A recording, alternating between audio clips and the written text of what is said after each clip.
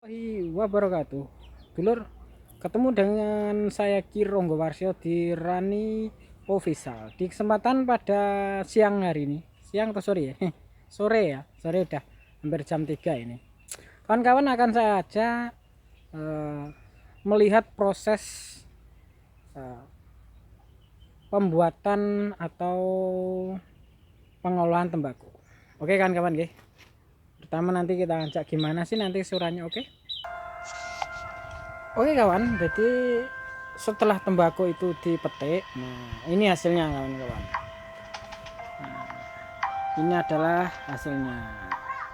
Jadi setelah sing jenis panen bako ini caranya. Jadi dipetik oleh para petani tembakau, kemudian diikat ya kawan-kawan.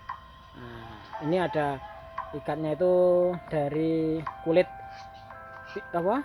Debok atau kulitnya pisang tuh. Nah, jadi seperti ini, jadi prosesnya seperti itu.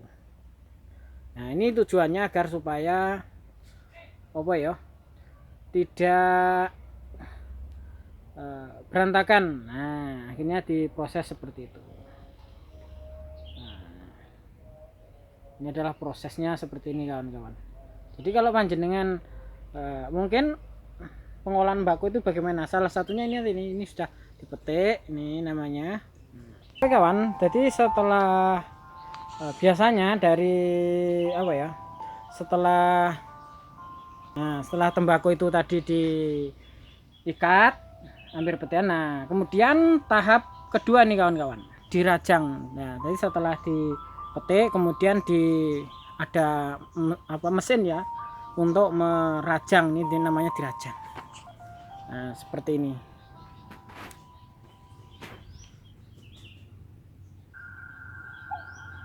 Nah, ini namanya dirajang kawan-kawan. Nah, setelah itu ini dirajang. Nah, ini namanya, kalau mungkin panjenengan belum tahu, ini namanya widik. Nah, widik ini terbuat dari bambu, anyaman bambu. Nah, ini tujuannya sangat penting, peranannya sebagai tembakau ya.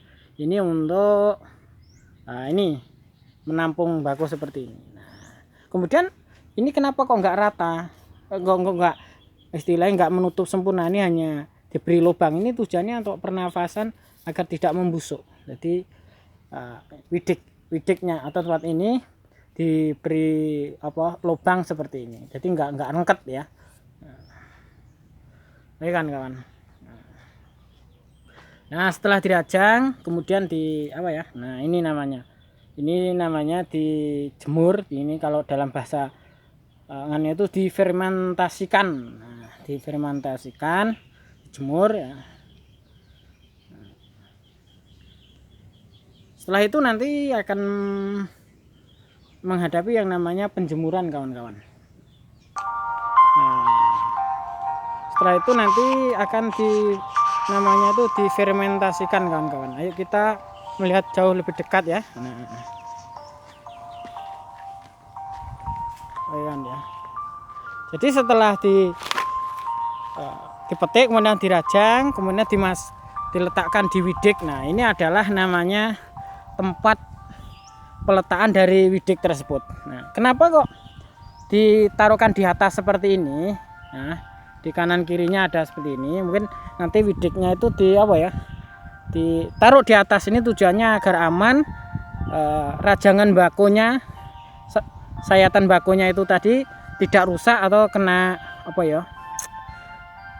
kena kotor, atau kemudian kalau hujan itu tidak terkena air. Nah, sebabnya tanaman tembakau ini sangat pantang sekali apabila kena air ya.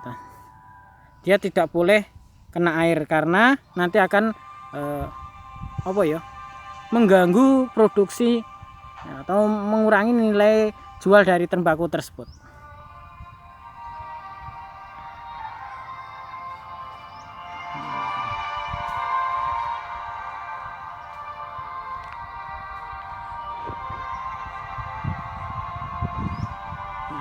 Kita lihat, ini namanya biasanya itu kalau bisa dari bambu yang besar-besar ini juga bisa, atau kecil-kecil dibuat kecil-kecil ini ya, enggak apa-apa.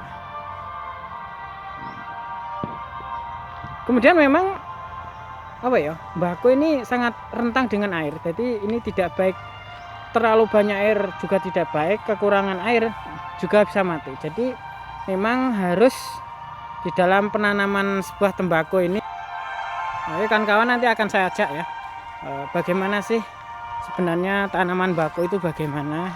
Nanti saya akan ajak kawan-kawan untuk menelusuri ya.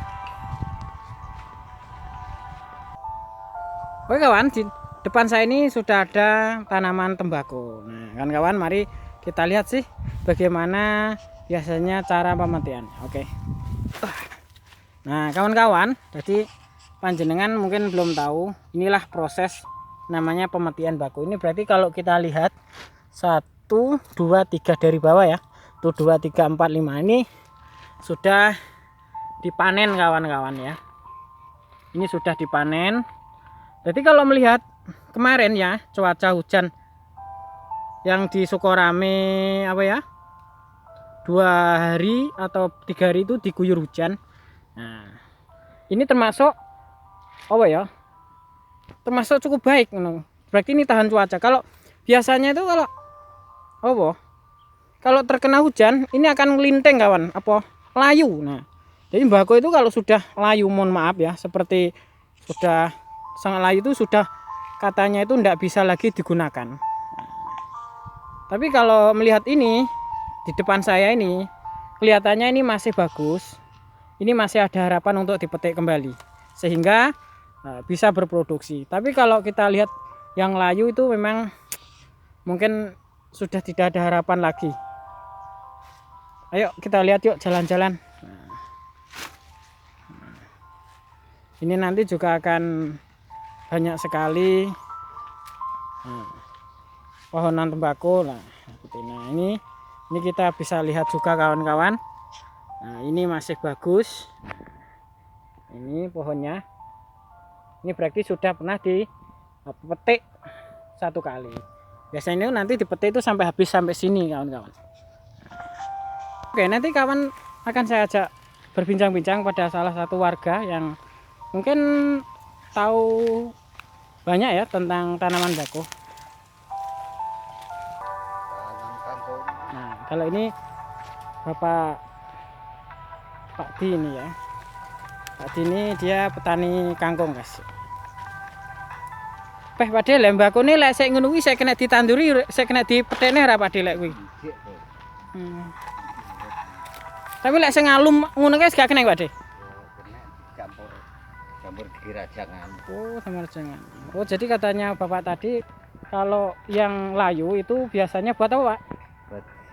Buat rokok. Nah, itu nanti dicampur jadi satu itu, Pak ya? Nah, untuk menutupi ya, karena kondisinya jelek, mungkin layu. Nah, mungkin dicampur dengan yang baik. Nah, itu masih kondisinya itu masih bagus ini. Karena adanya apa ya? Cuaca hujan 2 hari berturut-turut yang mengguyur wilayah Sukorame itu mengakibatkan tanaman tembakau ini agak sedikit menghadapi masalah ya Pak Di. Istilahnya itu agak mungkin proses daya jualnya itu menurun katanya. Kalau Saman sendiri nggak tanam aku Pak Di? Tanam. Pundi? Niki. Niki ngene sampean. Oh. Kalau kondisinya seperti itu masih bisa dipetik ya Pak Di ya? Jadi kata Bapak ini kalau kondisinya masih berdiri, tidak layu seperti itu, masih ada harapan untuk petik kembali.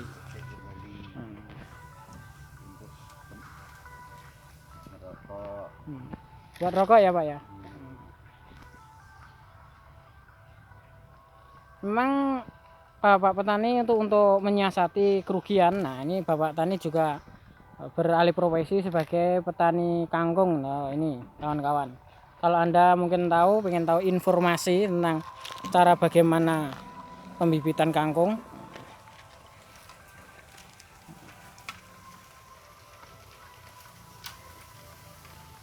Nanti medina sirami Pak De? Siram. Cara gak sirami ya mati Pak De? Ora tre. Oh, jadi harus optimal ya penyiramannya agar tidak mati ya.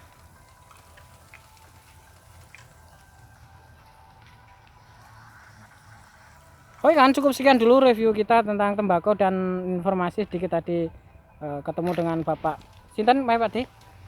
Pak Di, salah satu petani tembakau juga sekaligus merangkap sebagai petani kangkung. Oke, cukup sekian dulu review saya. Mohon maaf apabila ada kekurangan. Terus berkarya untuk kemajuan bangsa. Aryo Sutampan dan Roni Official Jaya.